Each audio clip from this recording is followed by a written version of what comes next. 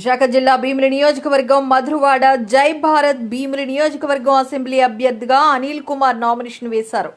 బుధవారం మండు టెండను సైతం లెక్క చేయక పార్టీ అభిమానులు కార్యకర్తలతో కలిసి ఆర్డీఓ కార్యాలయానికి చేరుకుని తన నామినేషన్ పత్రాలను రిటర్నింగ్ అధికారి భీమిలి నియోజకవర్గం ఆర్డీఓకు అందజేశారు. ముందుగా జై భారత్ పార్టీ కార్యకర్తలు అభిమానులతో స్థానిక మధురవాడ జై భారత్ పార్టీ కార్యాలయం నుండి భారీ ర్యాలీ నిర్వహించారు.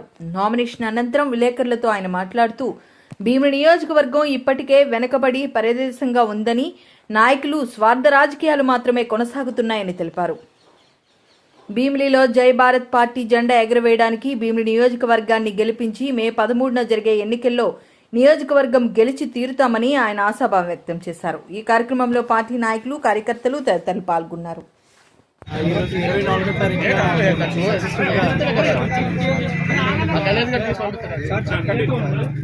అందరికీ నమస్కారం అండి. ఈరోజు 24వ తారీఖున మేము సక్సెస్ఫుల్గా ఇక్కడ భీమిలిపట్నం ఎంఆర్ఓ ఆఫీస్లో నామినేషన్ ప్రక్రియ అనేది పూర్తి చేయడం జరిగింది. జై భారత్ నేషనల్ పార్టీ విధి విధానాలు, మా అధ్యక్షుడి గారి ఆశయాల సాధన కోసం మేము ఒక ప్రయత్నంగా ఈసారి ఎలక్షన్లో మేము పార్టిసిపేట్ చేస్తున్నాము. అండ్ పార్టీ ప్రకారంగా కాకపోయినా ఇక్కడ ఇండిపెండెన్స్ ఇక్కడ లోకల్గా ఉన్న నేను నెక్స్ట్ ఇక్కడ ఉన్న లోకల్ ఇష్యూస్ని చాలా బాగా అడ్రస్ చేయగలుగుతానని, అలాగే స్థానికంగా ఉన్న వాళ్ళని ఆదరిస్తారని భీమిలి ప్రజలు నేను ఖచ్చితమైన నమ్మకంతో ఉన్నాను. అండ్ ఈ ఎలక్షన్స్ భీమిలి ఎక్స్పెండిచర్ వచ్చినప్పుడు ఏంటంటే చాలామంది డబ్బులకు కానీ లేదంటే మధ్యాహ్నం కానీ గొడవపడే సిచ్యువేషన్స్ లేవండి. So last time voting percentage point of వ్యూలో చూసుకున్నా సరే ఇక్కడ భీమిలిలో ఎక్కువ మంది న్యూట్రల్ ఓటర్స్ అలాగే ఎడ్యుకేటెడ్ ఓటర్స్ కూడా ఉన్నారు.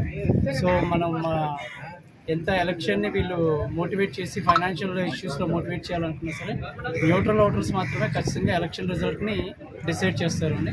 న్యూట్రల్ ఓటర్స్ అనేవాళ్ళు ఖచ్చితంగా మా పార్టీకి మొగ్గు చూపుతారని, మాకు ఓటు వేసి గెలిపిస్తారని మేము ఖచ్చితమైన నమ్మకంతో ఉన్నాము.